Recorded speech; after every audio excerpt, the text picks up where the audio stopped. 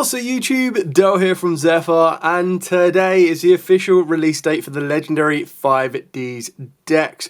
So I thought I would bring you an inclusive profile for Synchrons. That's right, we'll start off with Yuseis, we will do Akiza's Black Rose, and we will do Crow's Black Wings as well. But what I thought would be really good for this video is to show you an updated version of the Synchrons, how they utilize the brand new cards that they received in the legendary 5Ds, and at the end of the video I'll also show you a combo.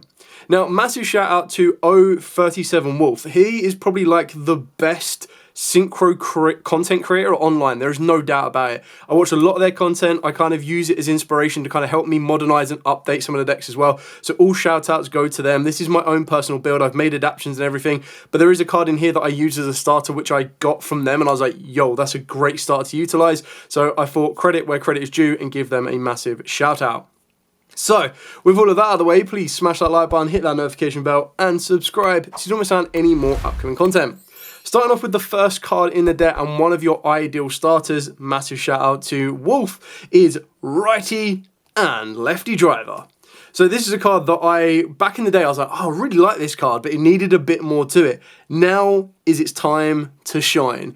This card, as I try and arrange it properly, is so good. So good. Now, a lot of the starters for the Synchros are a little bit susceptible to like hand traps of the basics, Ashes, Imperms, Veilers, you name it. But that is just Synchrons in general. What you need to do with a build of Synchron is you need to put it to be as versatile as possible, which is what I quite like, because you have a card like Righty Driver straight away will go, cool, Ash or Imperm.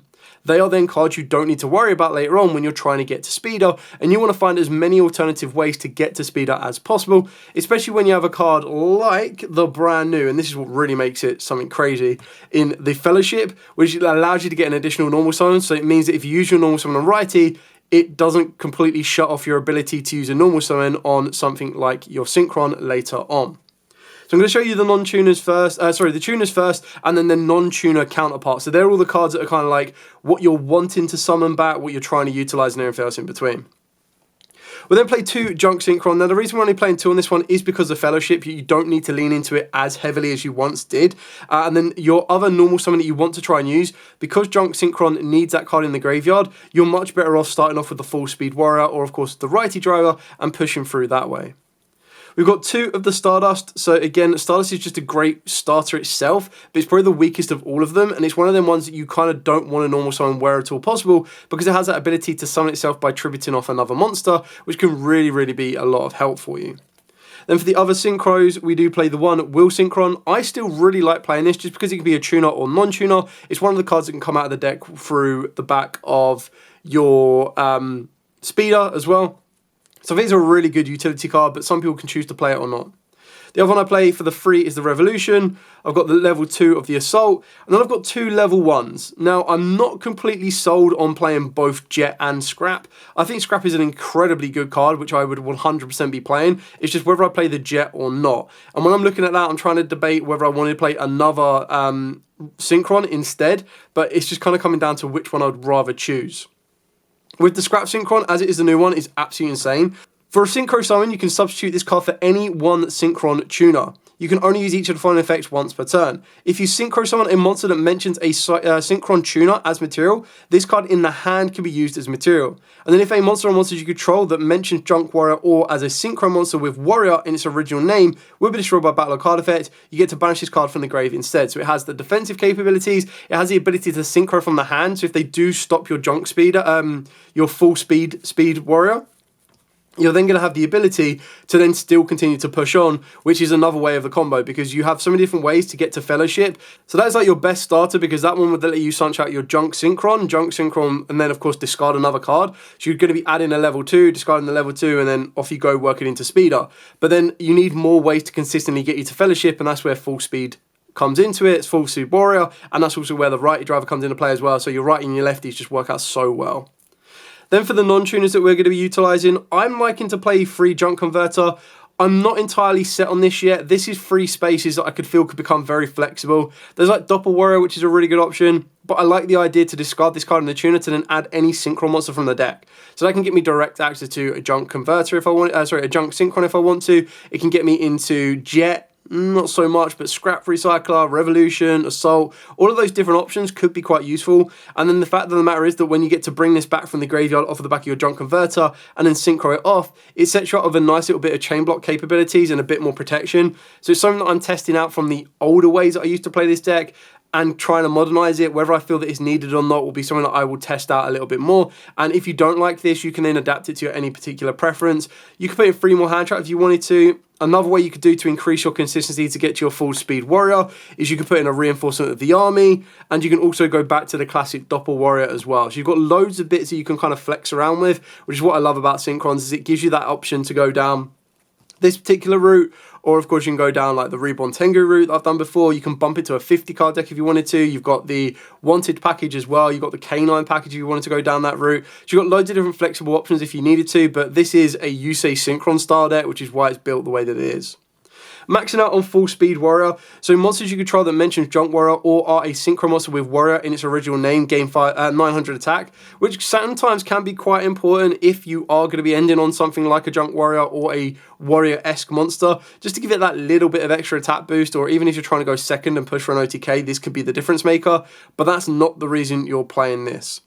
If this card is normal or special, you get to add a Junk Synchron or a spell and trap that mentions Junk Warrior from the deck to the hand. Now, the spell you're going to want to add 100% of the time, because it's the only one that we do play, is your Synchro Fellowship. I love this card. I think this card's amazing. This is probably, between this and Full Speed, it's probably like the best new card. Like, I could feel that if we didn't get Full Speed, but we got this, I would prioritize this card over that, but this card lets you add 2 monsters from the deck to the hand. One specifically has to be Junk Synchron, and then you need to add 1 monster that mentions Junk Warrior or a Stardust Dragon. The best thing about a card like this is it can also be summoned, searched off of the back of your Stardust Synchron because it mentions Stardust, so great success.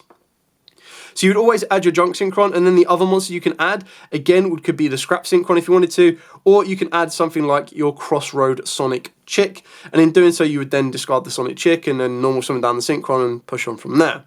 The other second effect of this card, which makes it so incredibly good, is you get to banish this card from the graveyard to target 1 Synchron monster you control, and you reduce its level by 1. And then you get to normal summon 1 Synchron monster during your main phase this turn, in addition to your normal summoner set, which is crazy.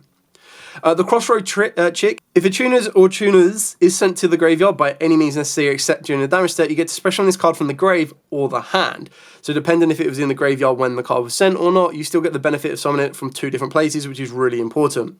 It does get banished when it leaves the field, but as an added benefit is if Junk Warrior or a monster that mentions it except this card is on the field, you get to change all monsters your opponent controls with 1900 or more attack to defense position. Also, for the rest of the turn, you can't special summon from the extra except Synchros, which is absolutely fine because it's a Synchron deck. That's all you're going to do. The other non-tuner monster that is kind of considered as a bit of a brick is the Stardust Trail, but this actually puts in so much work, you really do need to be running it. Alongside the Synchro Fellowship, you're going to be playing free tuning. This is just another one of your starters.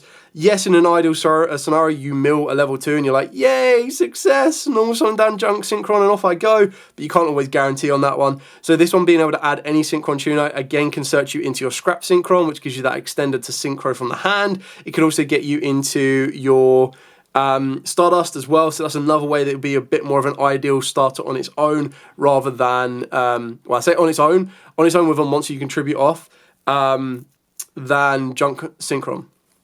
The last kind of spell cards we play are the one-ofs of Illumination, Rumble, Foolish Burial. And then to kind of deal with hand traps, I've got the 1 cross out, and then apologies, these are currently sitting in my DDD deck, which is why they're in different colour sleeves. Call by the Grave, 2 Ash Blossom, 3 Droll, and then 3 Mulchomi Fulos. So with the hand traps, I kind of went with the ones that are either the most effective against you, so you can cross them out, or they're the ones that are going to be most effective if you do have to go second, because being able to draw your opponent, lock them down, or being able to Fulos them and make their field be a little bit weaker than, you know, they would want it to be, gives you a bit more advantage. The reason Ash is at 2 is because Ash is mainly in here to use against your opponent's Fua. I feel that's the best utility for an Ash Blossom. Yes, it's still incredibly good to then Ash Blossom one of your opponent's cards that would special from the deck, or draw a card or anything else like that, but its main use will be to counteract the Fulos, just because like dropping an Ash Blossom on your opponent is not going to be as turn-ending as it is to draw your opponent or Fulos your opponent, depending on particular upper matchups, and that's where your side deck comes into play, where you can adapt these accordingly to be the most effective in that matchup for you. So that's it for the entire main deck. Now to show you the extra deck. So the extra has a nice little bit of flexibility as well, depending on what you're trying to achieve. The whole idea behind this one is the brand new card that's going to give you so much more resource, and that is your Scrap Warrior. So it requires specifically Scrap Synchron and then one-on-one non-tuner. Monster you control that mention Junk Warrior or are a Synchron monster with Warrior in their original name cannot have their activated effects negated except Scrap Warrior. Now it's a real shame that it says except Scrap Warrior, because if it included itself, would have been amazing. So if this card is Synchro zoned, you get to take a Junk Synchron or a card that mentions Junk Warrior from the deck and either add it to the hand or send it to the graveyard. So again, this is how your lefty and righty drivers are going to be your combo starters, more so your righty driver than your left, because righty gets you to the left. But righty is a level 1 tuner and then left is a level 2 non-tuner. So you'd put those both together, get into your Scrap Warrior, and then you'd be going into your Synchro Fellowship. You'd then use your Synchro Fellowship to add a Junk Synchron, and then you'd add a full speeder. And I'll show you this combo at the end of the video. And then you'd discard the full speeder, get the additional normal summon by reducing this to 2, and then normal summon down your Junk Converter, and off you go into Speederland. Then we've got the one Metal Marcher, backed up by the one Herald of the Art Light. The reason that the Scrap Warrior off of the back of the righty driver is going to be so good is that righty driver also gives you the ability to, rather than utilising, like just leaving Scrap Warrior on the field, is you can actually get yourself into a Herald of the Art Light. That can then ultimately end up protecting you from a lot of your plays against your opponent. So it's like, cool, I've got my ability to Herald of the Art Light. I'm now a little bit more protected from some of the cards I want to play. And again, I'll highlight this during the combo. For the 5s, we've got the Axel Synchro, and then we've got the Junk Speeder. Then I'm also playing the Garden Rose Maiden. Now this is something I'm just trialing out right now as to whether or not I want to play this or the FA Dawn Dragster. The Dawn Dragster is a much nicer end-field piece, but the Garden Rose Maiden gives you a bit more versatility because this can be banished from the graveyard to bring back any of your Dragon Synchros. And the Dragon Synchros that you can revive in order to do this would be Stardust Dragon, had to go with the chibi artwork, your Axel Stardust Dragon, or your Crystal Wing. Now, keep in mind, you have to have successfully summoned them first before you can bring them back, but it just gives you another line of versatility and a little bit more to kind of crack back on. If you want to go for the defensive option of FA Dawn Dragstar, and that's going to hold your opponent down, by all means go for it, but I quite like the idea of having a bit more versatility, but it can also extend your combo to work you into some of your higher level synchros that I'll talk about in a second. Carrying on for the level 8s, we've got the one Cyframe Lord Omega. Moving into the 10s, we've got the one Bestial Dispatter and the one Arms of the Genex Return 0. So the Genex is that nice monster negate depending on what attributes you have in the graveyard, and you should be able to set up lights and darks and probably some winds as well if you wanted to. Dispatter is what Dispatter is.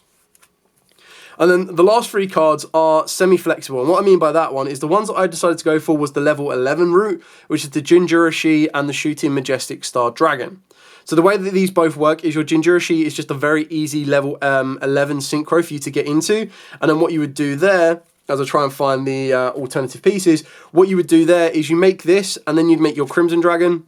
Your Crimson Dragon can then target the Jinjurishi, and then this will summon out your Shooting Majestic Star Dragon.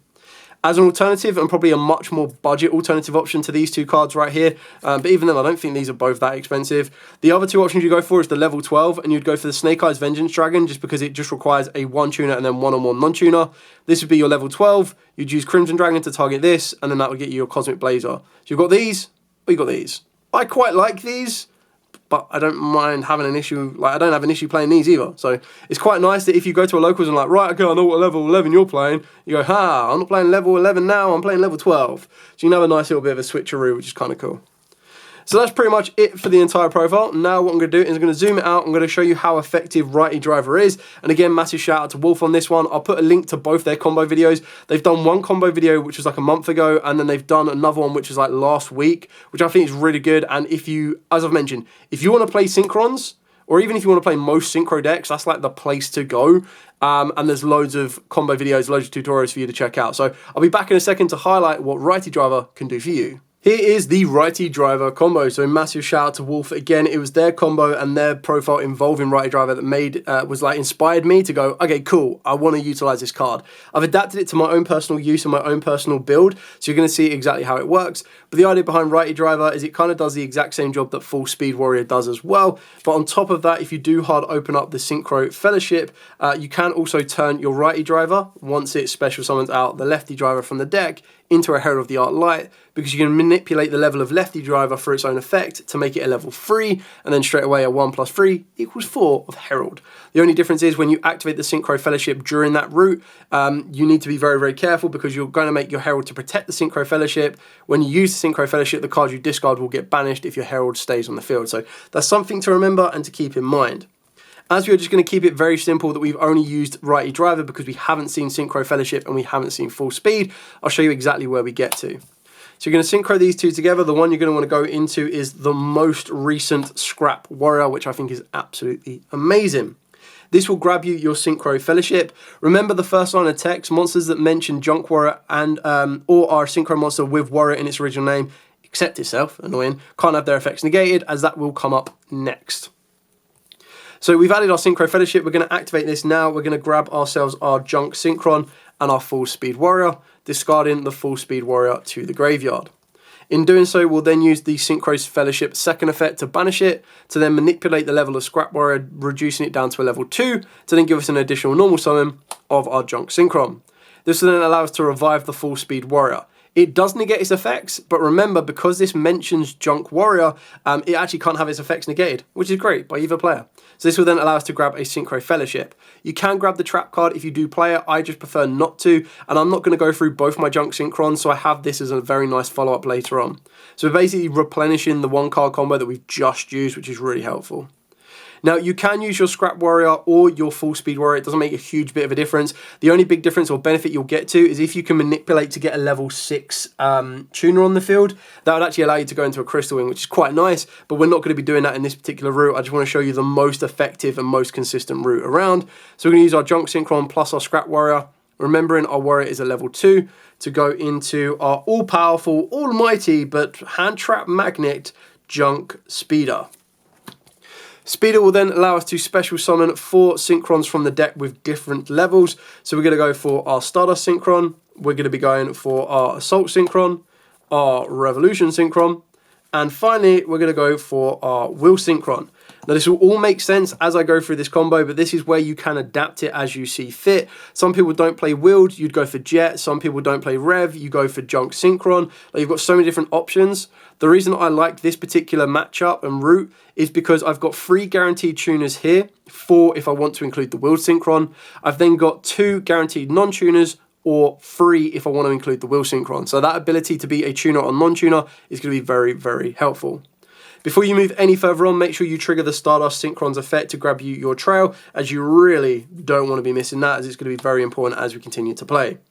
The next move is then going to be use our Revolution Synchron plus our Junk Speeder. Yes, this could get us into a Crystal Wing, and if you are fearful of Nibiru, even though you're already in Nibiru territory, if you think your opponent is going to hold that back because they know you're going to try and get greedy and go a little bit further, then be precautious and go into Crystal Wing. It will make your Enfield a little less effective, or not as much as this Enfield will be, but it does kind of show you being a bit more cautious, and you can still make some plays utilising these cards left on the field. As I want to show you how far this combo can go, I'm going to be going down the greedy route of going for the Axel Synchron Stardust Dragon. In doing so, we're then going to be able to bring back a level 1 tuner or 2 from the graveyard. We're going to bring back the Righty Driver. So now we've got a level 1, 2, 4 and 5 if we want to utilise it as Synchron material. The next stage is using Righty Driver plus your Full Speed Warrior. Again, you could use your Assault Synchron and your Full Speed Warrior to make a Herald of the Art Light, which is absolutely fine. The biggest issue of doing something like that is, it would manipulate some of your levels. Like, there's a couple of cards you want to send from your deck to the grave with Axel Synchron, and that'll end up getting banished, which means you can't send it because it has to go to the grave to manipulate the level. So usually if you go Crystal Wing, you'd go Herald of the Art Light, and then you could go for something along the lines of either you can manipulate the level and go for a level 8 if you wanted to, because you'd utilise your Stardust Illumination. That would then bring out a... you wouldn't be able to bring out, but you'd have to send your trail. And then you could go into a level 9, being the Virtual World Shen, and then you'd have to tribute off one of your other cards to bring back, and then go into an Omega. But again, remember, you'll be on your own Herald of the Art Light, so it's still an effective Enfield. It's just not as effective as you probably would ideally want it to be. So we're going to be using our Righty Driver plus our Full Speed Warrior, and the one we're going to be going for is our Metal Marcher. And And it's actually quite important on this one because the Metal Marcher can bring back a level 1 or a level 3. You want to make sure it brings back a level 3, being the Revolution Synchron. Now again, you can use your Revolution Synchron or your Metal Marcher. I'm going to use Metal Marcher for ease to go with our Will Synchron, treating it as a non-tuner to go into a level 8 Synchro, and the one you're going to want to go for is Omega. Now, if you play other level 8 Synchros, by all means that are generic, you can use that instead. The biggest downside is, unfortunately, Crystal Wing needs a non-tuner Synchro monster, otherwise that would have been godly. The other benefit of having something like Omega is if your opponent does decide to interact with you, you can use Omega to tag itself out. And also if you wanted to go through the Dispatter route, which I'll show you when we go into a level 10 Synchro shortly, you can actually hand rip your opponent for 2. So if they've interacted with you, you're going to end up ripping about 3 cards from their hand, which is pretty degenerate. So I'm not going to show you it, but you should know that by now that that's what that card can do. So now what we want to do is it's time to activate the Stardust Illumination. This one, because we control a Stardust Synchro monster, will actually let us summon Trail directly from the deck, and we're now maintaining that non-tuner-esque abilities, which is kind of what we need. Then what you do is you utilize the Stardust Illumination effect in the graveyard to banish it, target a Stardust monster you control and increase or decrease its level by 1. So you want to manipulate the level of Trail to make it a level 3, so you can use Assault Synchron and your Stardust Trail in order to get us direct access into our Axel Synchron. Now, because we use Trail to go into a Synchron, it's a Synchron, a Warrior, or a Stardust monster, we get to spawn a level 1 Light Dragon token, which is actually really important because this will be important depending on what level 10 you want to try and Synchro into. We're going to use Axel Synchron's effect. We want to manipulate its level to make it a level 9. And the reason we want to do that is we can then make a level 10 Synchro play using the token as a level 1 non-tuner Light Dragon and the Axel Synchron as a level 9 Dark Tuner. Now this opens up the door for 3 options should you want to. You can go for Dispatter, which we're not going to because I'm going to do that a little bit later on.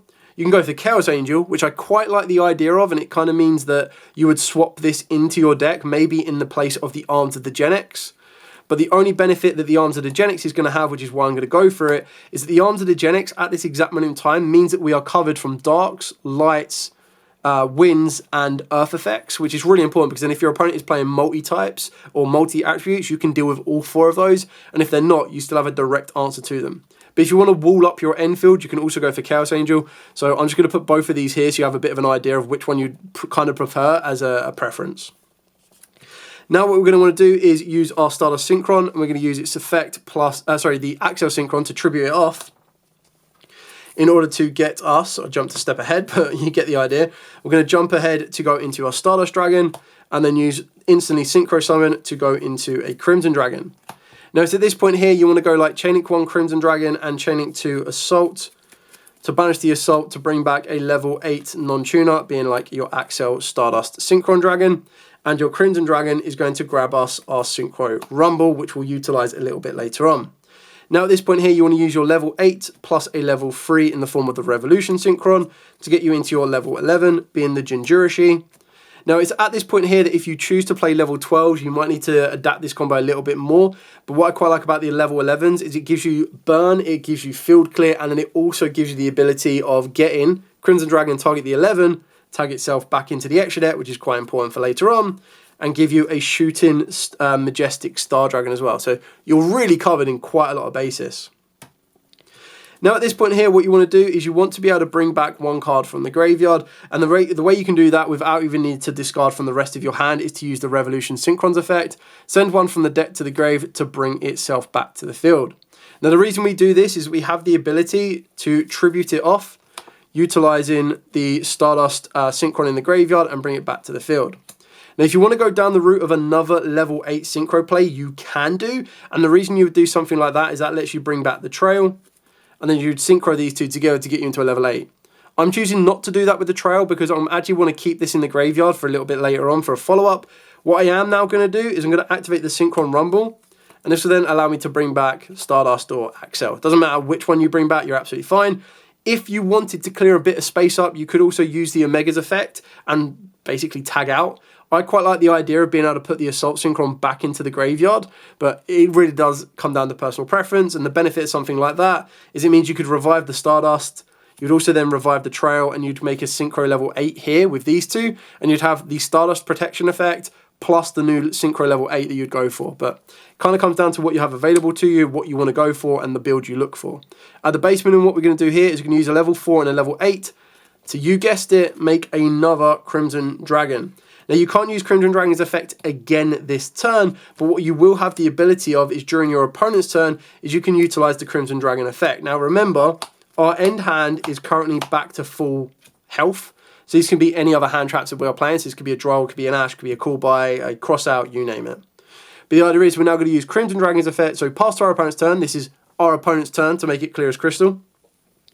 Crimson Dragon's effect will target the arms of the Gen X or the Chaos Angel, doesn't matter which one you've gone for.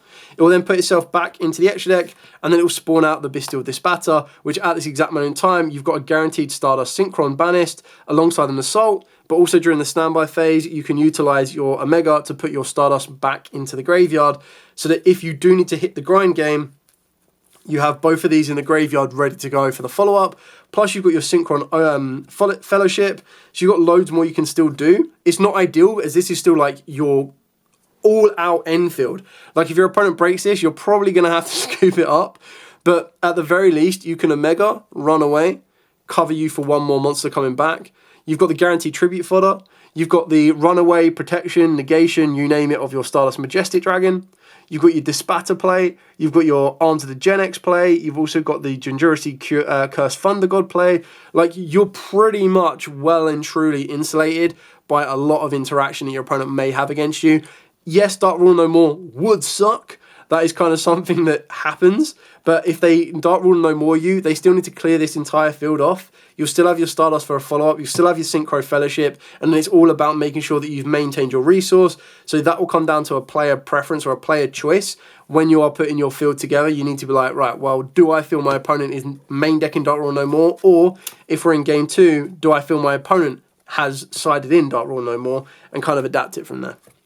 Anyway, that is it for the entire profile and the entire combo. Hopefully this has given you a bit of an insight into how the deck now wants to try and operate. Like I said, I can't shout out Wolf more enough. Like, if you want to go and play Synchrons or just any type of Synchro style deck, that is the best person to go to and watch their content on, because that's kind of where I learned most of my Synchro plays one. That was the one I was introduced to. So yeah, I highly, highly advise you go there and check it out. Anyway, thank you so much for watching. Don't forget to like, comment, subscribe, share. Till next time, as absolutely always, stay safe and, of course, happy dueling.